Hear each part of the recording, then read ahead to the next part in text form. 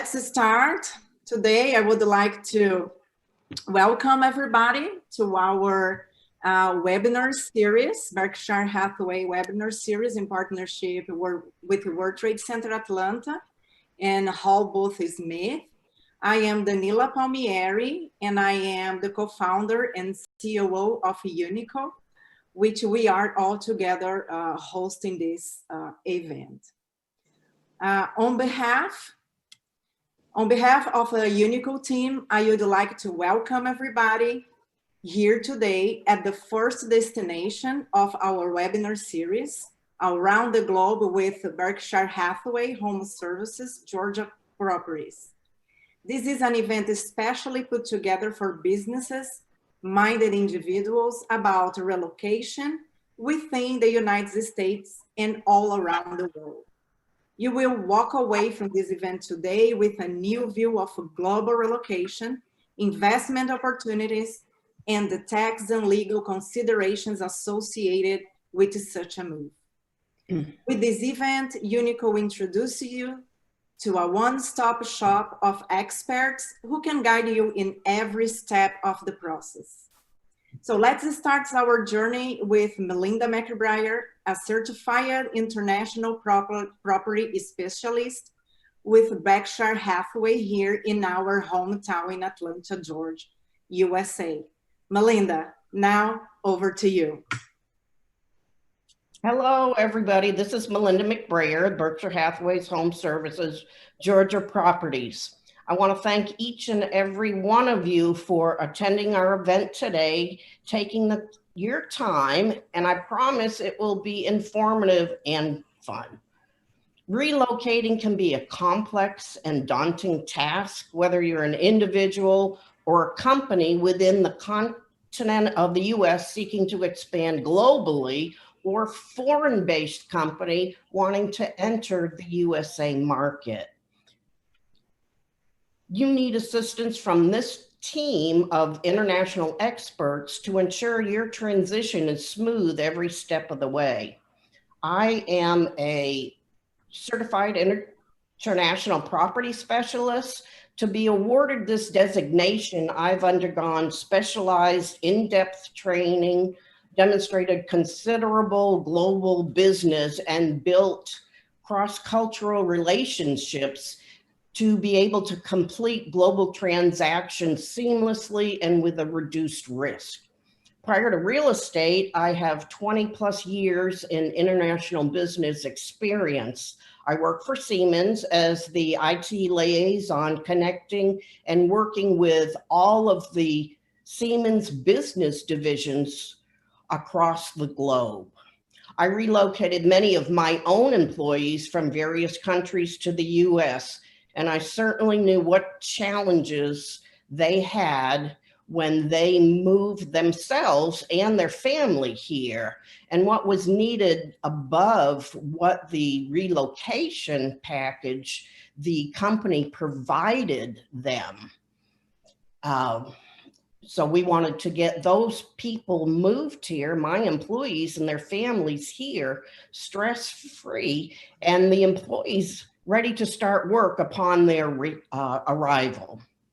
As a certified international property specialist, I'm proud to be working with each Berkshire Hathaway service network of offices as we expand our network across the world.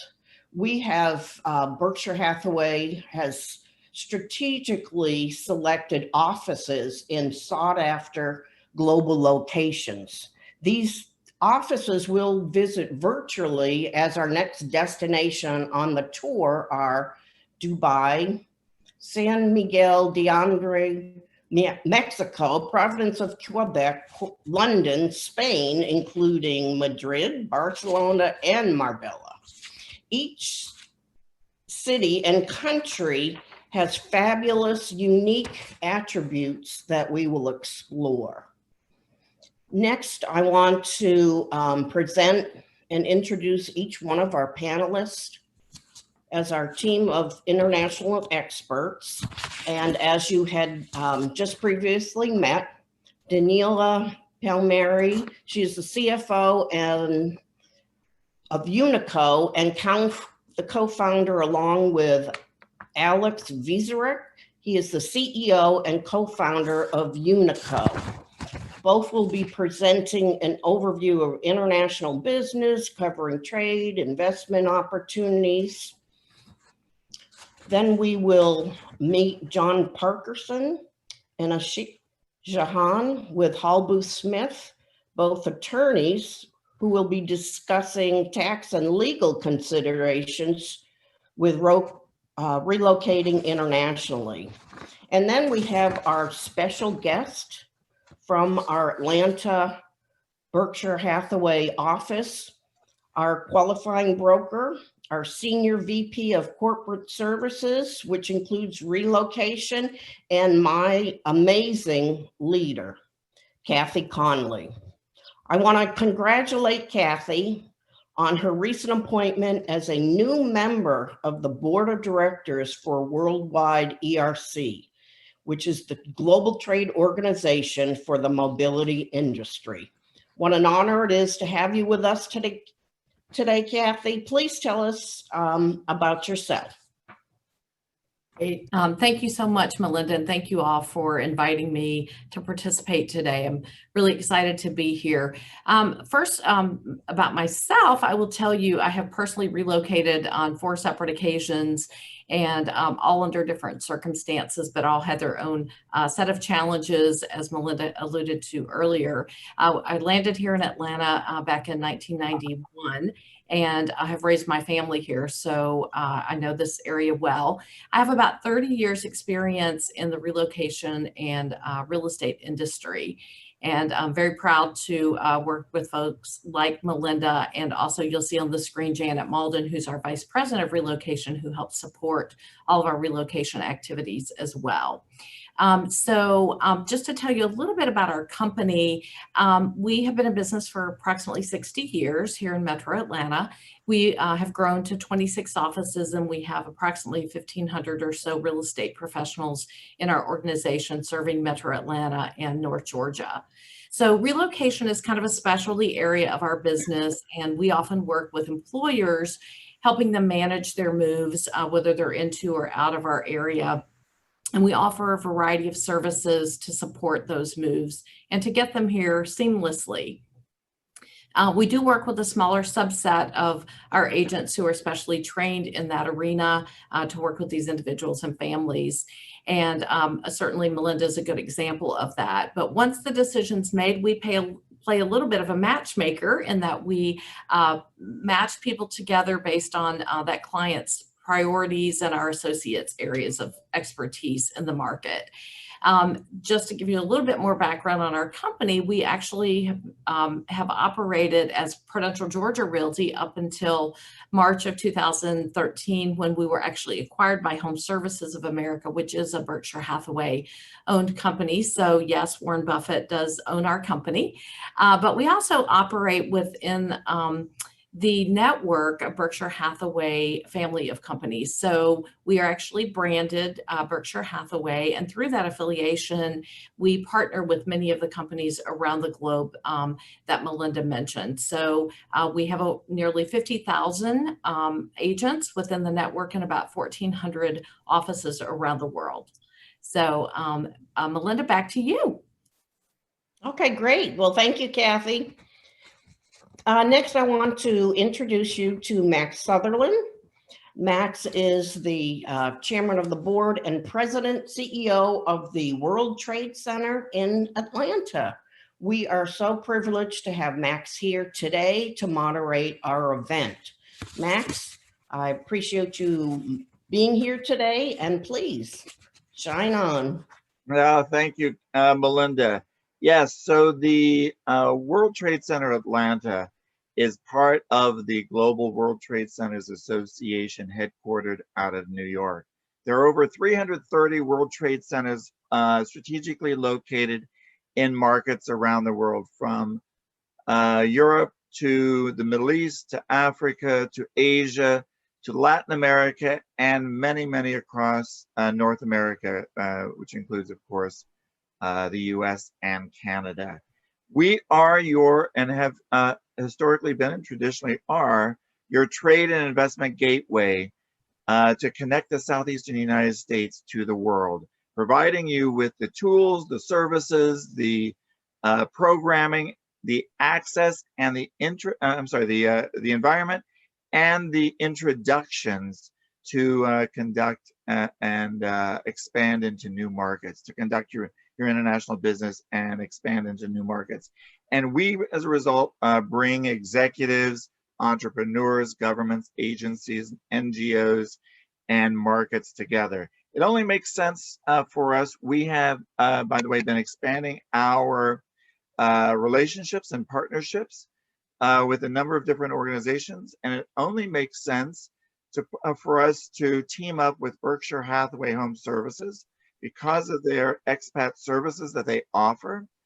Given that we traditionally focus on trade and investments in the business side, I think a lot of organizations forget the fact that there is a personal side and a human side to this as well, which includes the relocation of the individuals, the assets that every company has, which are its people.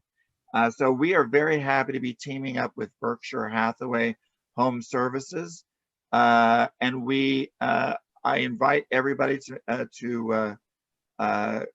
go to our website at wtcatlanta.com, because in addition to teaming up with Berkshire Hathaway and offering benefits and services both to our members and our network, we're also offering other benefits and services, from foreign exchange to be sure to check out our programming and our events. We're launching our World Trade Center Atlanta Academy. So we are expanding significantly. We have Danila Palmieri, who is the COO of UnniCo.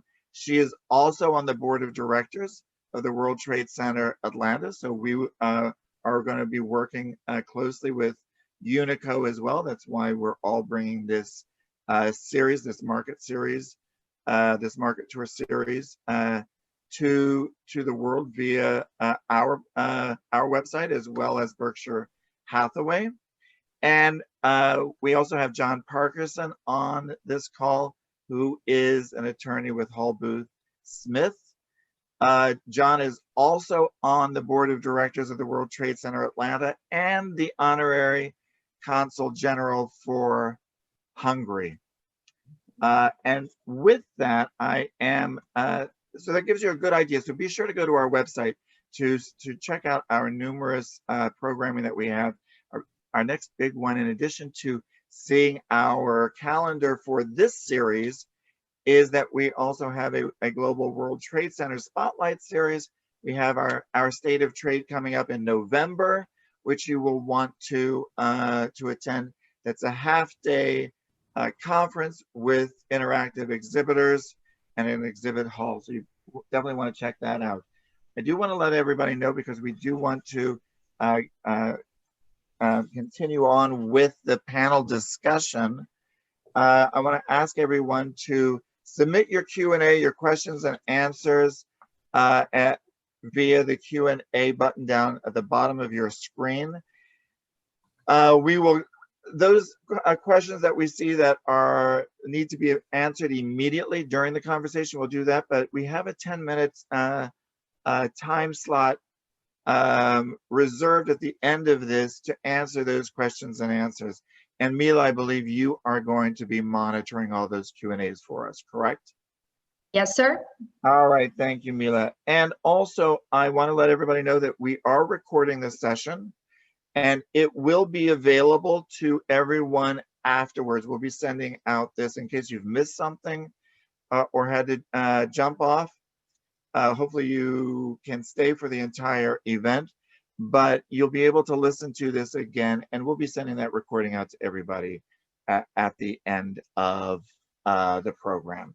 So I do want to jump into the questioning here and get the conversation going with our panelists, given that we have a limited amount of time here. And Melinda, actually, let me start with Kathy. Kathy, I want to start with you. Can you, given that we're all working together here, and you guys bring that personal side to the table and to the conversation. Can you expand upon the Berkshire Hathaway brand real estate companies network that exists around the world and the benefit that it brings to not only everybody on the call, but all of the World Trade Center network as well? Absolutely. Thank you, Max. So first of all, Berkshire Hathaway is the third most recognized and trusted brand in the world. So I think just by association, there's great value in knowing that our members of our network are reputable in their own right in their local markets. So I think that when we are able to make an introduction to one of these other market areas, it can be done with confidence, and people will know that they're going to have a similar experience as working with our organization. And all of these companies, of course, have been vetted. And as I mentioned earlier, there's about 1,400 offices around the world, about 50,000 associates. So we have a lot of market coverage and can work with people in partnership as they have needs in other markets, or when those other markets have needs here in the Metro Atlanta area. So our goal is really to provide resources and a network of trusted providers in those various market areas. And we think partnering with the World Trade Center will allow us the reach to be able to do that. Can you share quickly can you rattle off some of those different markets that the Berkshire Hathaway group of companies is located in? Yes, absolutely. Well, first of all, we're in all 50 states here in the U.S. And Melinda referenced some of them earlier, but we have offices in Italy, Germany, Spain, Portugal, Dubai, London, recently expanded into Canada as well, and quickly growing. So the global footprint is broadening rather quickly. So do you see expanding into Asia, Latin America as well in the future? I think that's the longer term goal. They're trying to, concentrate on areas where at this point we most likely have people coming and going from to the U.S. Yeah, we do see the greatest investments and expansions coming from Europe. We do see a lot of them coming from China, and from Asia. So I foresee that would probably be your next spot, your next market to be focusing on. Now, given that so many are expanding into and relocating to the Atlanta market, do you want to chat a bit about why they're doing that and what are the benefits to coming to the Atlanta market? Well, for those of us who live here, we think there are many benefits to living here, right? But from a professional standpoint, Georgia is a very pro-business environment. Our legislature and the governors of our state, both present and recent past, are very supportive of our local businesses. So we've actually been ranked as the #1 state for doing business by Site Selection Magazine for 7 years running. And we also have the #1 workforce training program and offering low operating costs, business taxes, things like that. The state also helps small businesses export. The last number I saw was about $41.2 billion in goods to 214 countries and territories annually. So we also have that makes us the 12th largest exporting state in the nation. So we've grown about 43% in the last decade. So I think that's a big plus.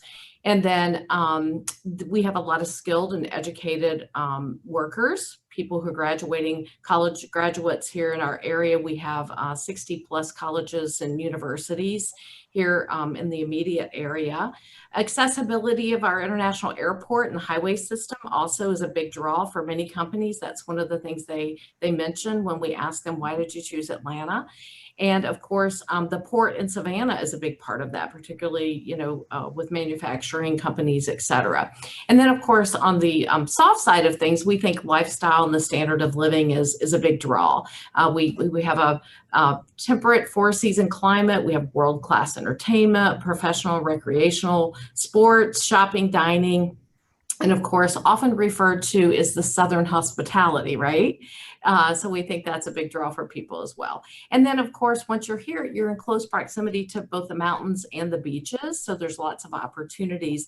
But for businesses, just for the audience here, we currently have 16 Fortune 500 companies in Metro Atlanta and 11 Fortune 1000 companies. So we have a very diverse and robust business climate here. And companies like the Home Depot and Coca-Cola were actually born here. And then there's a number of other companies that have chosen to make Atlanta their home. Right. And actually, those Fortune 500 companies are the headquartered. We have quite a number of Fortune 500 companies that have presence here in Atlanta. Yes. Atlanta is actually the #1 metro area for Fortune 500 headquarters. We have the most, we actually outrank New York, believe it or not, yes. In headquarters for Fortune 500 companies. And I have to, of course, put a plug in for the Atlanta Braves. Another good reason for being here. Yes, state of Georgia has, for the past number of years, consistently ranked #1 as the place to do business. Yes. Melinda, your designation of Certified International Property Specialist is critical for relocating people across the world. Can you explain why? Well, thank you, Max. Global transactions are significantly different and far more complex. Each country, each government, and culture are entirely different on how they do business, from their international laws, visas, taxes, financing, currencies, and more. So together with this team of international experts and my background and designation in international relocation and business makes it critical. And I can give you a good example.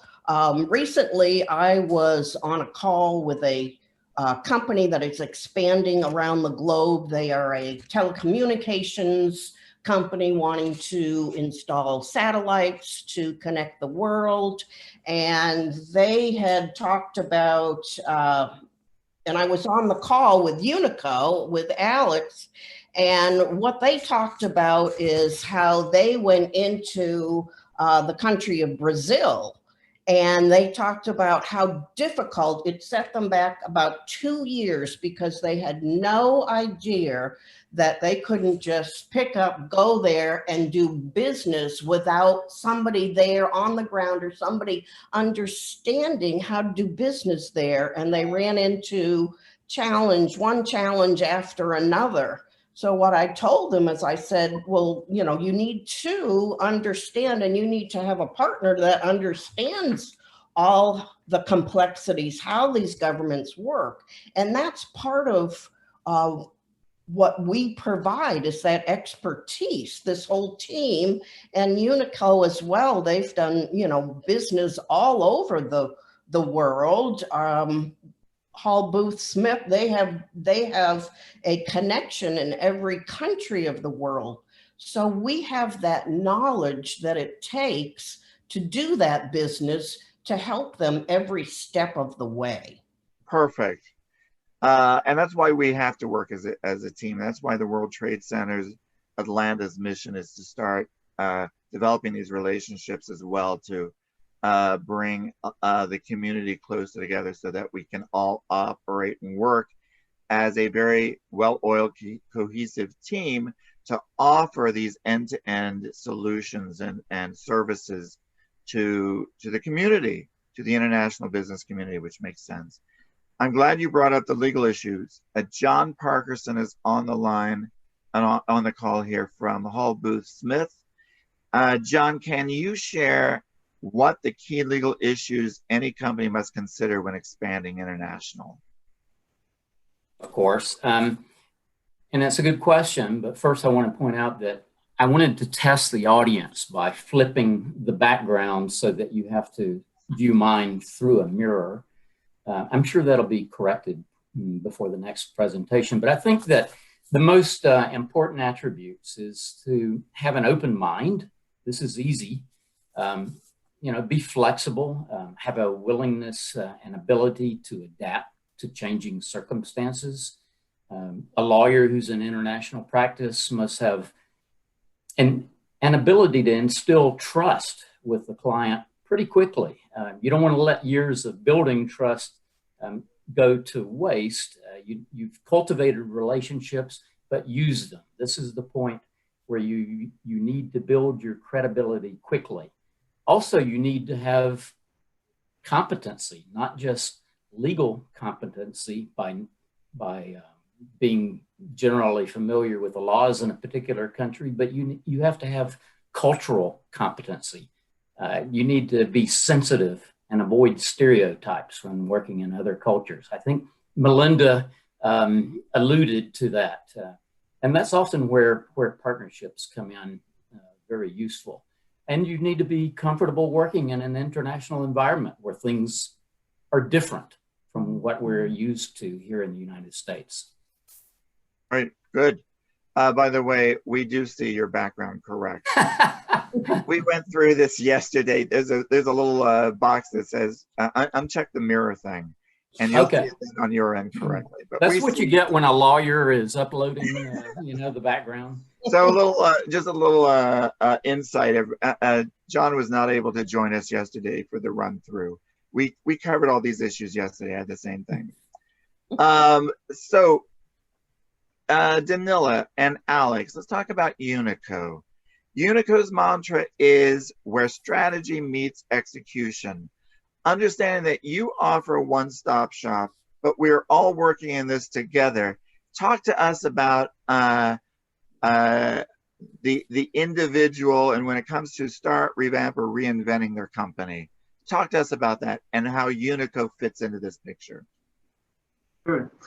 Thanks, Max. So UnniCo is a company that has 4 different ways to help our clients. The first one is through UnniCo Ventures, where we pretty much have an expertise in M&A and funding.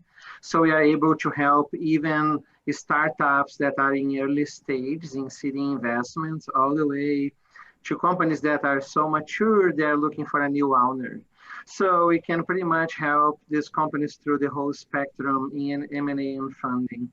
Another business we have is UnniCo Connect, that is pretty much an upgrade to Connect. That's the company that Danila has been working for the last 7 years, and we merged Connect and UnniCo together, and additional to all the amazing services that Danila used to have in HR strategy, payroll, and all that functions in back office, we are adding to the UnniCo Connect the capacity to do tax planning, to do accounts receivable, accounts payable, and also add a function that is sales and marketing. So in other words, we are able to outsource sales and marketing to our clients and pretty much even being visible in the process. So what we do, we really create revenue for them. We do the sales on their behalf as an extension of their own business.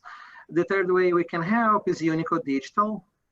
And the UnniCo Digital is designed to help our clients to improve their digital presence, or also to create from scratch if it's the need. And along with that, we help them to be able to sell in non-traditional ways. That's through e-commerce, through electronic retailing or e-tailing. And we also are just now launching a platform in e-learning. And the fourth way we can do that is when we pretty much use these 3 units, UnniCo Ventures, Connect, and Digital, and we go cross-border. So we can help clients to do the same things, going to countries like Brazil, Canada, Mexico, Australia, Germany, China, and many other countries that we have a footprint. But that's pretty much how we can help our clients, Max. Okay, great. So this is how you can help your clients. And these are your pillars. You offer a great deal here. Let's talk a little bit about, though, how do we translate this into a post-pandemic world? with the post-pandemic world, there are going to be challenges, but with challenges, there are always opportunities. Talk to me a little bit about these new opportunities. What are the impacts, the challenges, and the opportunities you see now in the international market and doing business, international trade and investments now around the world? Sure. So I dare to say the world is different and is going to be different from now on. So this means that we're going to be challenged with new needs, new solutions, new requirements. We will be different, and we are living through that already. So when we see things like that, I dare to say that is more money available than good ideas and good services. And that's where we can pretty much see that most countries, including US, are being more friendly to do business, as Katie mentioned before, and even states like Georgia or counties in Georgia. And with that said, we pretty much can see that with economic policies being eased out and other things, that investors are more willing to invest, and that companies have a much larger footprint than before. And that's pretty much what we see as the opportunities and the challenges. In other words, is you need to have a good idea, you need to have a good service in a good value proposition, and that definitely is going to translate in a good business. So what I'm hearing here is that there's certainly a great deal of opportunity. There's capital that's out there to make things happen, to fund expansions, as long as the strategies are in place. And you have all your ducks in a row, which part of this, of course, is always the personal side and the HR side.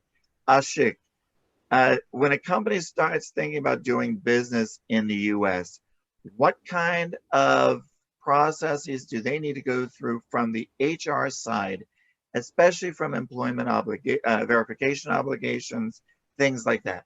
Talk to me a little bit about that. And also about transferring, add into that, the transferring people from overseas into the US market. Yeah, absolutely, Max. You've done all the hard work of getting established in the States, and you have to watch out for the regulations. Employment verification for US hires involves the I-9 form, which is verifying work authorization. It involves E-Verify. And the tricky part is that every state may have different requirements that mandate E-Verify in some states for certain size employers with certain amount of employees. And other states may not have those same requirements. So navigating the complexities of the various states and these federal requirements to avoid things like charges of discrimination, charges of improper documentation, or failure to comply. These are all headaches that have to be considered when you start doing business, and ideally are considered before you even start doing that business. So that's the challenge in the U.S. Can you speak to the Atlanta or the Georgia? John, did you want to add something? No, there? I wouldn't. I think you said we could interrupt at times, but Yes. I just wanted to build on what Ashik said, which is all very valid. But I found that, the things that he was talking about, the HR difficulties, or maybe it's immigration visa difficulties, can lead companies to consider a type of entry into the U.S. market that's completely different from what they initially anticipated. So that's part of the bigger mix of what kind of entity do you establish, or what kind of presence. So can the two of you, John, you and Ashik, talk about that timeline then of getting, and what those different options may be, of getting foreign workers into the U.S. to do roles that perhaps either they're leadership roles or they are technical support functions that can only be done by someone that is brought in from overseas? Yes, certainly. That timeline and what those challenges typically are. Absolutely. So when you're wanting to bring over your managers and your executives, there are certain classifications of visas that are available. So one of the first things you have to identify is, who do you want to bring over? What are their responsibilities, and what will be their role in the United States? And then identify the type of visas that are available. One of the types of visas that are immediately available is considered, is called an L1 visa, which is an intra-company transfer visa. The L1A is for managers and executives, and the L1B is for specialized knowledge individuals, the technical specialists, if you will. There is another category of visa known as the E2, so that if you have, let's say, for example, a French company that is establishing operations in the US, and they want to bring over their employees in France or in another country, as long as those employees themselves are French, they qualify under the E2 category in the same context of executives, managers, and then also for specialized knowledge. So there are various options that we consider in the realm of immigration law. And I view myself more of as a navigator for these companies, figuring out the best chart and the course to take to get to the end result and the destination. So those are the immediate ones that come to mind. And they have different pros and cons in terms of processing, in terms of the timelines and how long it may take. For the E category, you're able to make a visa appointment if the consulates are open and having appointments, as they are a little bit slow right now for some reason or other that we're all familiar with, unfortunately. But those can be done relatively quickly, maybe a month's turnaround.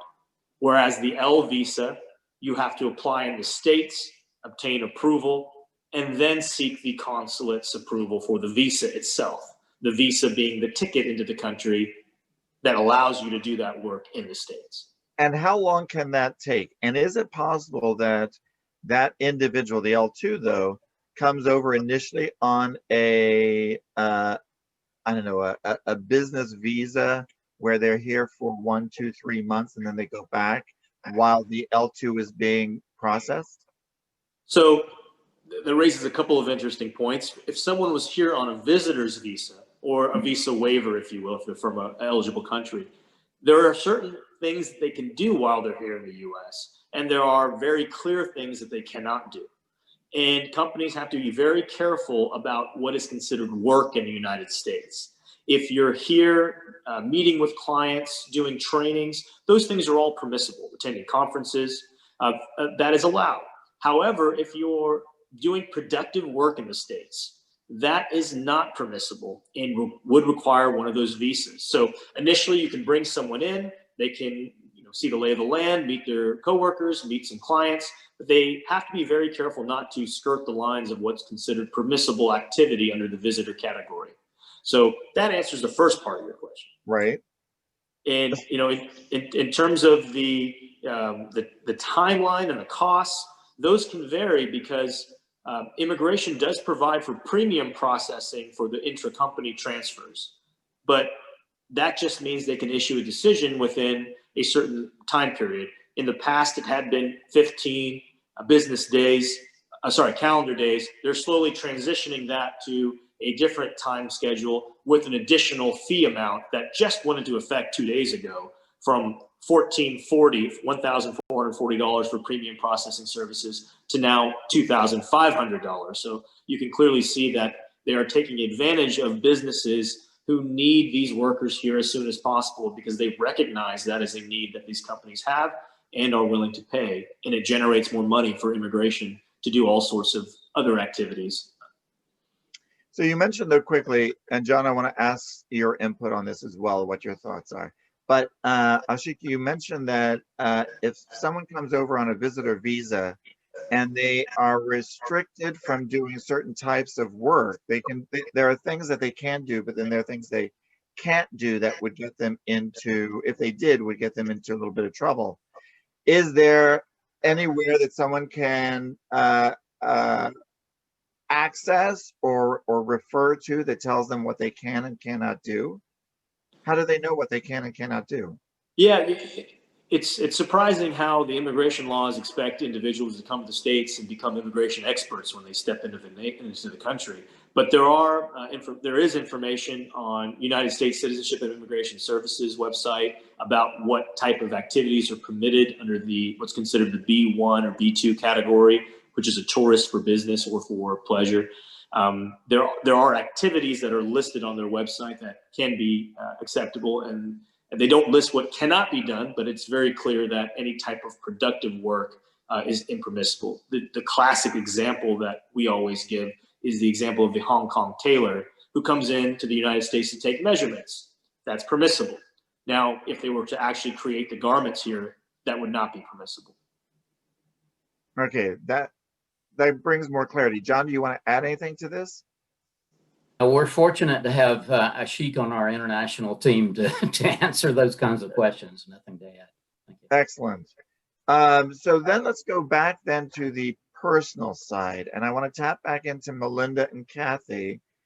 When an individual, an employee, a foreign employee wants to come to the United States or to the Atlanta market, to the Georgia market, what are those top issues, and what is the timeline? When should they start considering when a company is thinking about relocating or bringing someone from overseas here to work on a long-term basis here in this market?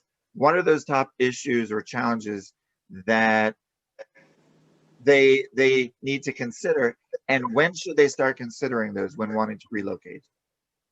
Well, they should start considering them sooner than later, because oftentimes people don't think that far ahead, and we kind of get it in the 11th hour, and things are already in process. We have to kind of go backwards a little bit. So the sooner we know, the better it is for everyone involved, and we can kind of streamline as best we can. So some of the things are, credit coming into the U.S. is always an issue for people.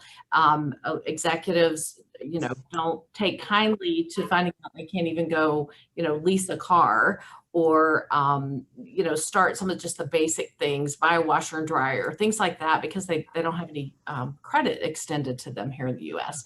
So, of course, getting the visa, depending on the type of visa that they are trying to secure, all of that takes time. Oftentimes we will work with people early on, and then they leave for a while and come back. But some of the services that we offer, particularly to those companies and individuals, are what we call settling in services. So once they, know that they're going to be here, obviously housing is going to be something that they need to secure right away, opening bank accounts, utilities, all of those things. And, and there's a process by which you have to do that, even getting driver's licenses, and getting, training on doing that. So we offer all of those services. I know Melinda has worked with our team before in actually delivering those services, going to the Social Security office and standing in line with people. They go through that process. So we send a lot of things electronically. We try to guide them from afar before they actually get here. But the sooner that we know that they're coming and that they're kind of on somebody's radar, the better it is for us to be able to help guide them appropriately to navigate all of the things that they're going to need to do when they get here. So that is excellent to hear, because I think I know it's very important for executives and employees to have some hand holding when they get here, because they don't know necessarily how to navigate the system and all of our agencies, which may be different from the way they navigated them in their home country. Given that credit is, of course, very important here in the United States, and if they don't have established credit, even home buying can be challenging. Do you help them then with some initial renting options, while you help them work through all of these other necessities in order to build up their credit or do whatever they need to do in order to buy a place? Can you speak to that? Yes, but honestly, I have to tell you, most of the folks that we're working with who come here from foreign countries into the U.S., most of their companies don't want them to purchase here. They want them to rent, and many times they will actually give them an allowance, a housing allowance, so that if they have a home in their home country, they can retain that while they're here, and the company funds that essentially. So we don't, at least unless they're here on a permanent assignment, most of the international folks that we're working with are temporary. Maybe it's a 2-year or 3-year assignment, and it's not necessarily, they're not localized, so to speak. So yes, we do have resources. We have some banking relationships where we can help them get set up if they are here for an interim period of time. But, understanding the process of, sometimes they're giving up a housing allowance if they do decide to purchase a home. And so we have to weigh all of that out for them and decide what's really best for their individual situation and the benefits that their company may be providing to them. Okay. One more question, though, with regards to you and Melinda. Given the pandemic and the travel restrictions that have been in place, once those are lifted, do you see there's going to be any changes in the trends from before the pandemic, or do you think we're going to get back to business as usual as to the way foreigners and business individuals have relocated to the market? Are you going to see any difference? Do you foresee any changes? Yes, we're already seeing that, not just internationally, but domestically as well. Fortunately, here in Georgia, we were considered an essential business at the beginning of the pandemic, and we've been able to operate, but with a great deal of caution and changes to the way our associates in the field are conducting their business. So obviously, with the social distancing and all the CDC appropriate protocols in place, we're doing that. We're using virtual tools a lot more. Things like what we're doing today, where we can actually view properties online with someone before they get it. And then in addition to that, I think, our world's kind of changed now. In the past, somebody like Melinda, with her international designation would put somebody in their car when they got here and drive them around and help orient them to the area and talk to them about, when you're driving past the Braves Stadium or the Battery or the World of Coke or whatever, and give them some narrative type tour when they get here. They can't do that today. They're in separate vehicles. You can't social distance in the same car, right?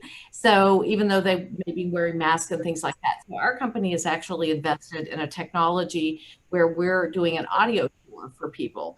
They can download an app and it will, it's GPS enabled. So as they're driving past places, it will pop up with an audio tour and tell them a little bit about what they're passing. So we think a lot of those tools are probably going to be with us for the foreseeable future, and we can learn how to do things a little bit better. So hopefully some of the changes are positive and will stick with us for the long run. Excellent. And I only have I think we need to get to the Q&A quickly. Or I'm sorry, Melinda, you wanted to add? Yes, I just wanted to add to that is, some of the trends that I see that will be coming when the restrictions are lifted is, we have this new concept in living for entrepreneurs and savvy professionals who call the world their home and their office. So which was once mainly a trend among millennials has become a coveted lifestyle among various age groups. The cost of living in other countries is generally much cheaper, and relocating can do, wonders for people who want to see the rest of the world.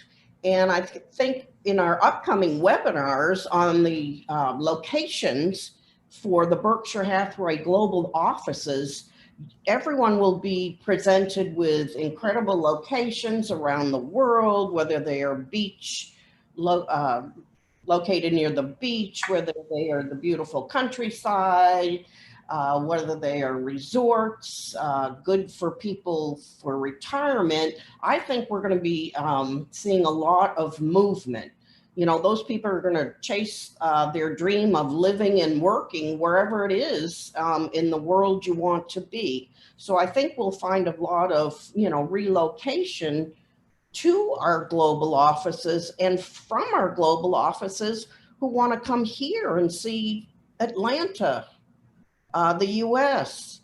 So I think there will be a lot of bilateral movement in both directions for those reasons. Yeah, for the business, individuals from foreign countries though, that are wanting to relocate to the Atlanta area and work from Atlanta, they have to be sponsored by their company, don't they, John? Ashik? Yeah, yes, that's correct. If they want to actually start working, they have to be sponsored in those categories, unless they're individuals of such high wealth that they're sponsoring themselves through their own investment.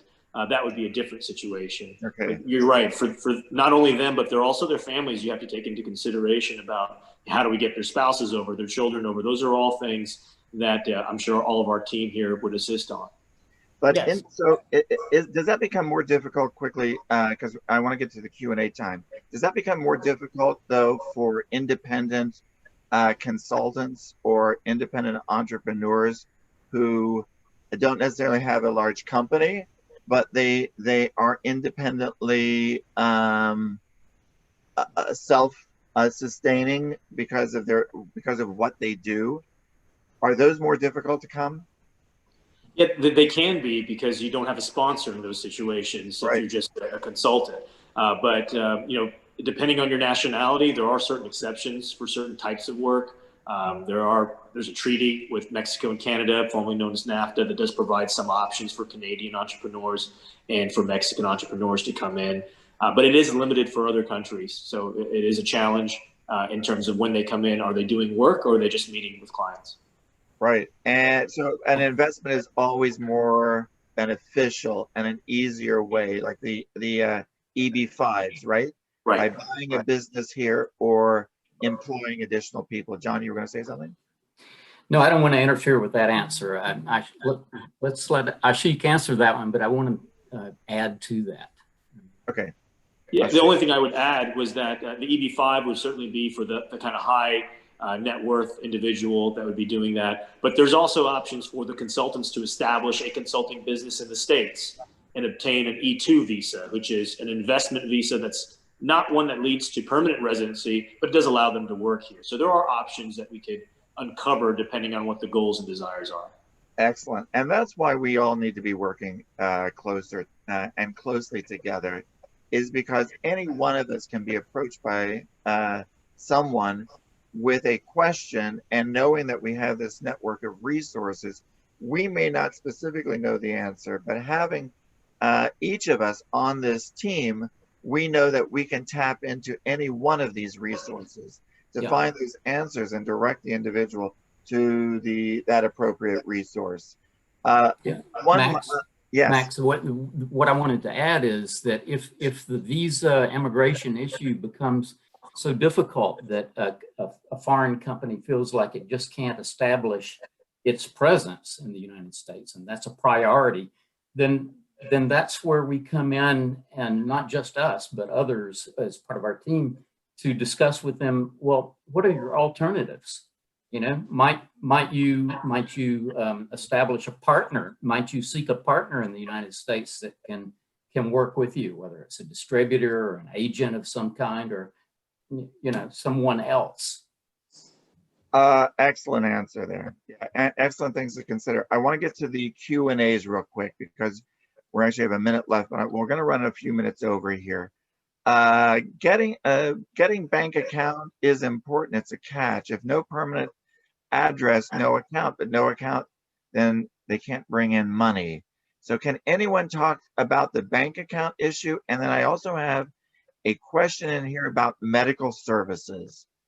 How do people navigate both of those? Well, the bank account thing is a challenge. And again, the sooner we know, the better. We do have some partners. I know Wells Fargo has a program for international people that we can work with. And that's usually one of the first steps in the process. And sometimes they can use their work location, or if they're in a temporary lodging situation, maybe for 60 days, 90 days that their company has prearranged for them, it is at least an address that we can start with. The medical, I'm going to have to defer to somebody else on the panel.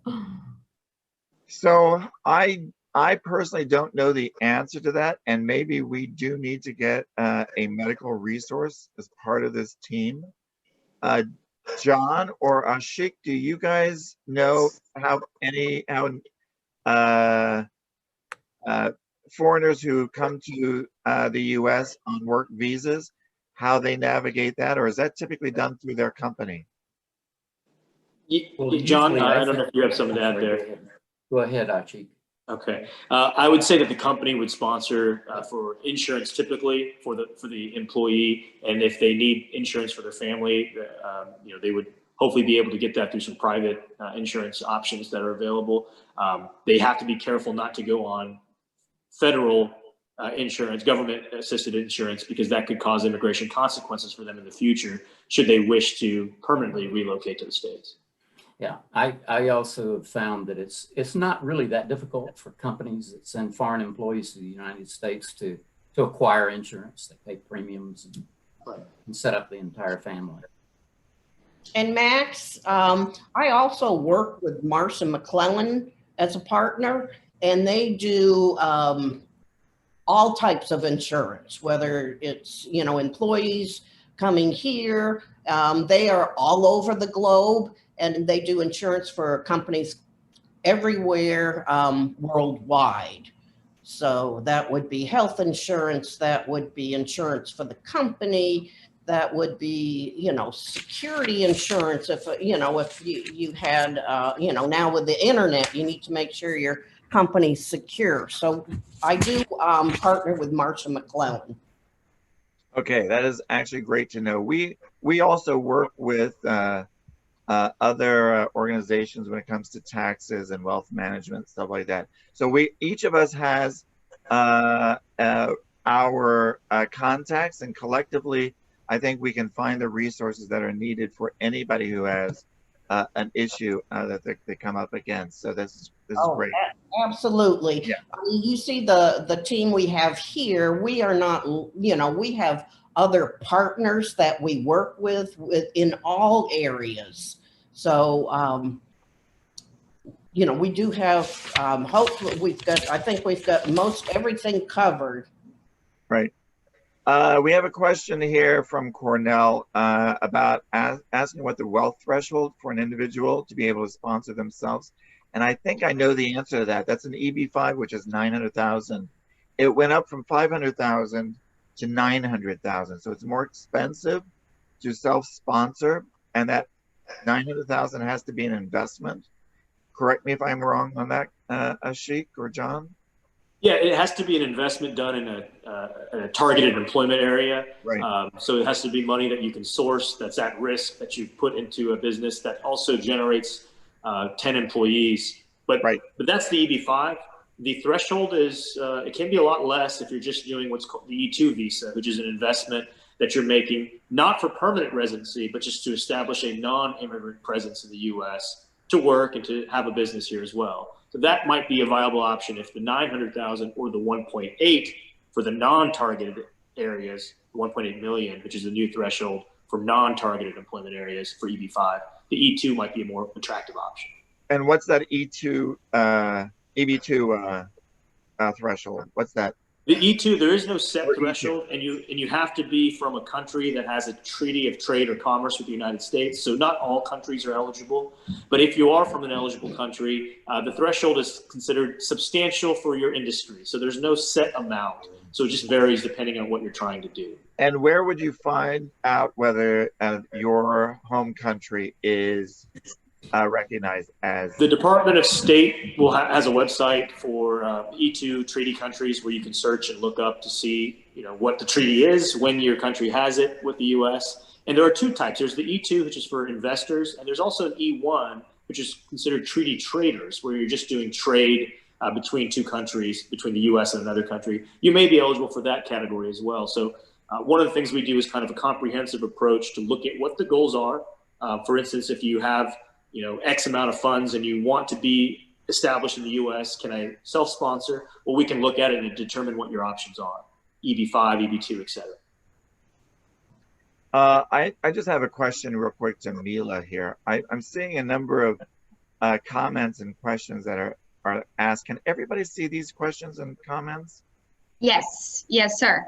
And then the ones you are already answering, I'm just marking them as answered live. Okay, good. Yes, I'm doing that. Because I see Deepak has answered, he's mentioned things and answered things about tax equalization. Yeah, always great to get a tax professional involved, whether it's an international tax professional, whether it's from any of the big four companies like Deloitte or E&Y or PwC, but there are other international tax professionals. And John and Ashik, do you guys also have access to international tax professionals? We do. We do. We have a basket of international tax advisors. Excellent. We don't cross the line into territory that it's not in our everyday practice, and that's where we collaborate with big international tax advisors and working with a client. Yeah, and for those individuals that are seeking medical insurance, I actually know as well that there are international medical insurance policies available if you're coming in on your own or you're coming in on an EB-5 or something, and you need to set up those policies. I know that those exist until you get into the country and able to secure a domestic or a local insurance policy. And I'm sure that we can help with that as well. Yes. Marcia McClellan can take care of any of the medical, the insurance for us. And we can even, maybe we bring for a future webinar, we bring someone from Marcia McClellan in to speak a little bit as well. That they have presented in the last 3 events that I have had. Perfect. All right, so I want to thank everybody. We ran a little bit over. I apologize. We're at 1:07. I want to thank Kathy, Melinda, Alex, Danila, John, Ashik for making this a really engaging conversation. I want to thank all the attendees for submitting questions and comments. And I hope we've answered. If we haven't answered, please reach out to us individually. Again, you can reach out to, I think we have contact info for Melinda, for Danila and Alex. I don't know if John and Ashik's contact is on here, but we'll make sure that we have all the folks on the Please team. do.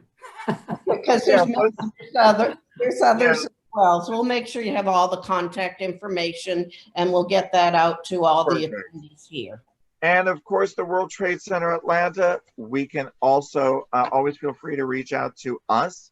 My email address is on the website, max@wtcatlanta.com. If you want to reach out and have a question, I'm always happy to make introductions. That's what the World Trade Center organization is all about. We're connecting everybody. And we are so happy that we are working with Berkshire Hathaway and with UnniCo and with Hall Booth Smith, and look forward to our next webinar, which I believe, guys, tell me, it's November 11th is the next one. November 11th. We're stopping in Dubai. So the Middle East, great market that we want to talk about. We'll, what's her name? Dunia Fade. Yeah, Dunia Fade. Will she be on the call? Absolutely. Excellent. I look forward to seeing her again as well. So thank you, everyone. If there are any closing comments that anyone would like to make, please speak up. Thank you for the Thank you, Max. today. And I will, I'm sorry, go ahead. I just said, thank you, Max. You're welcome. I look forward. I will be the moderator at the next one as well. And this is going to become a great